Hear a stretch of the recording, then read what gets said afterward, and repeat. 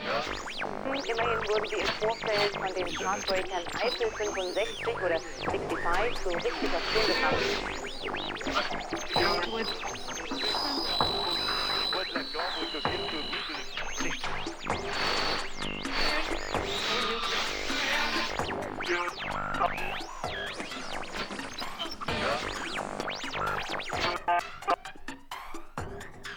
Eiffel 65 coming out through line on clear. All right now. Your world in the como pa rumbear, pa pasarla caliente. Toda mi gente no favorece el sol, tu bronceado y el calor. No puede estar mejor. Suma. Está como pa rumbear, pa bailarlo caliente, del pali de frente.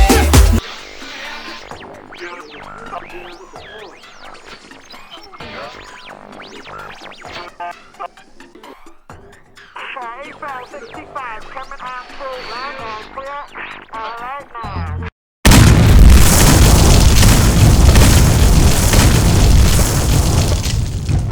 Your world in the world where there's nothing wrong.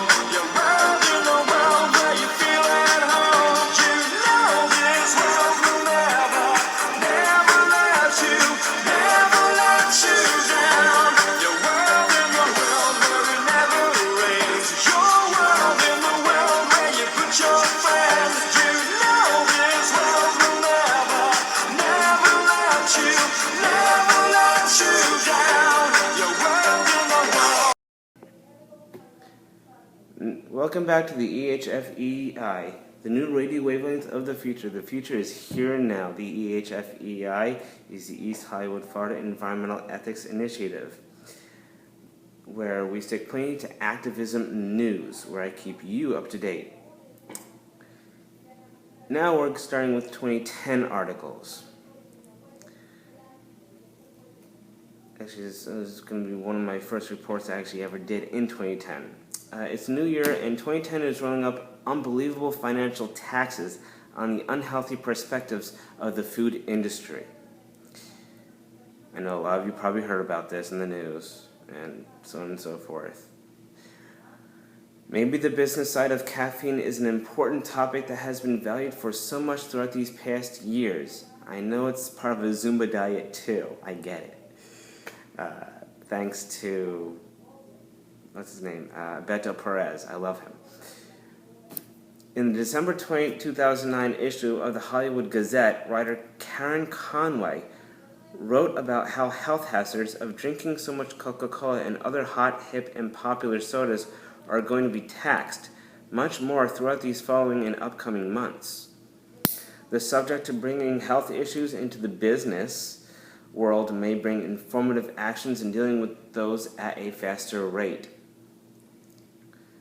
So on the subject matter, I wrote this to support her. Tax all the Kilwins chocolates, Godiva gelato stores, kiosks, and restaurants that hold them. Leave out Seasons 52, since their foods are under 500 calories, and their affiliate subsidiary chain lines. Go seek out the drugstores that are selling cigarettes and increase them on taxes, cigars, fast food restaurants, beer, and finally see the population of the largest overweight people decrease. And this isn't prejudice, just to let you know. You would see a better health risk of the following population, and the generations growing after, actually caring and doing something physically better for their bodies. Overpopulation is the worst that is affecting our planet because of too many youngsters that are being knocked up. That being the case, maybe it'll decrease and put something better in their mind about the world around these horny young girls and guys that make them that way. Another possibility is to tax the churches that bullshit everybody to believe and brainwash them into full control. Come to think of it, it's more than just physical health. It's mental health too.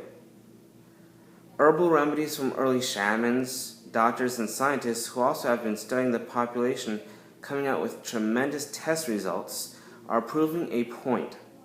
It is a point that is a fact. a fact that explains the real physical state of being in which a person can harm him or herself, or the possibility of chemicals leaking that can be seen in the air and other physical counteractions. Yes, I'm talking about cigarette smoke, how bad it is. And I know all about it, and there's going to be more articles later on and reports that I'm going to be talking to you on that subject about. Counteractions that can also be worldly, like, for instance, climate change. Look at the real picture like James Cameron did with the Avatar that came out on Christmas Day of 2009. Avatar grossed $76 million at the box office and used to climb. It targeted so many audiences than the tween style of vampires in the Twilight Saga New Moon.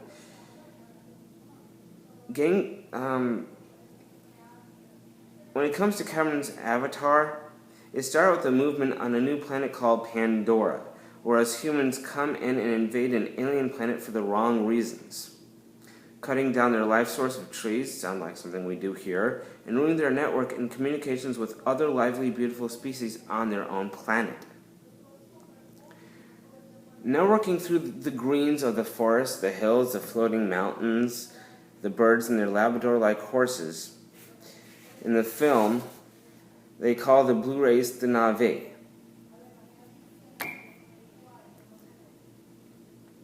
Their genetic makeup is a hybrid of Native Americans and early hominid people. First of all, the only thing we have picked up out of this is where the Na'vi network through the nature of their land. In the early history of mankind, before we even judged unlawfully upon the culture, was the pagan culture. Pagans in early history not only have a connection with Stonehenge, but also relate to the sciences of the world that they connected with. I'm a pagan, I know these things, I studied when I was in college. The 5 points of a pentacle where it points up. It represents godly forces or the good in the 5 elements, minerals that mankind needed to survive on. And of course we still do. The 5 corners of the pentacle each represent fire, water, earth, wind, and spirit. Their version of a spirit is a reenactment of a mythical deity that they worship for a supernatural reason beyond a doubt. They soak in the very facet of temperature through their skins. The degrees in temperature that are hot or cold is what they call spirits that seep inside them. Because, remember, it was a long time ago. In the logical terminology, this is how we actually describe what's going on with today. Physically, our own bodies, each part of our skin has pores as what we have signified from their culture. Second of all, the networking of that culture is called earth-natured. The terminology through anthropology is called earth-centered. Pagans were like this thousands and thousands of years ago. The neo-pagan ways are very similar, that is, the culture of Wicca. Many anthropologists in the branch parts of that field have studied and observed that even Wiccans have been much in tune with the Earth's environment, which is why, especially when you're an environmental activist, sometimes you can be looked at as a pagan from people who are actually climate deniers. And you know what? It's a good thing, actually. With my experiences as a pagan and as a pagan atheist hybrid, which is who I am, I found out that I have learned so much, and it has helped improve who I am as a person, and how I figured out if we love better natural resources for our land. Let's think of the early, pagan people who actually did just that.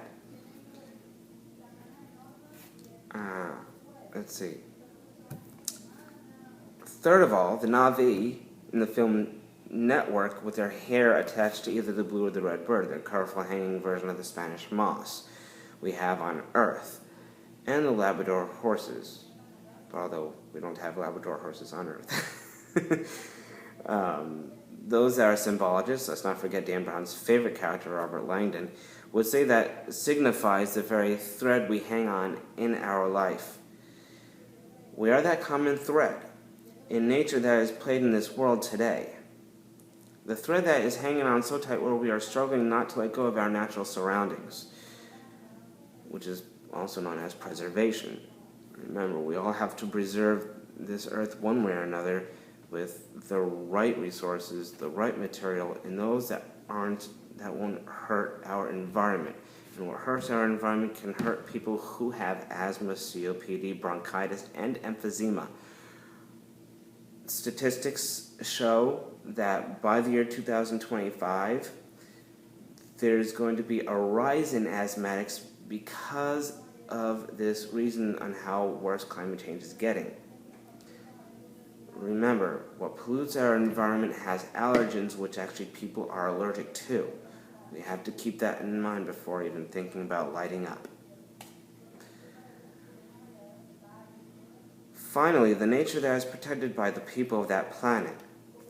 And don't we do that here as a part of environmental activism? Of course we do.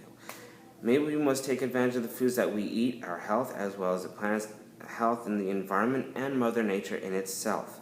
Since the idea to have sweets and cigarettes taxed would play a vital role to preserving our money in matters of a greener ethic, as for everyone in the health too, and their health too, in which our planet has preserved us for so long.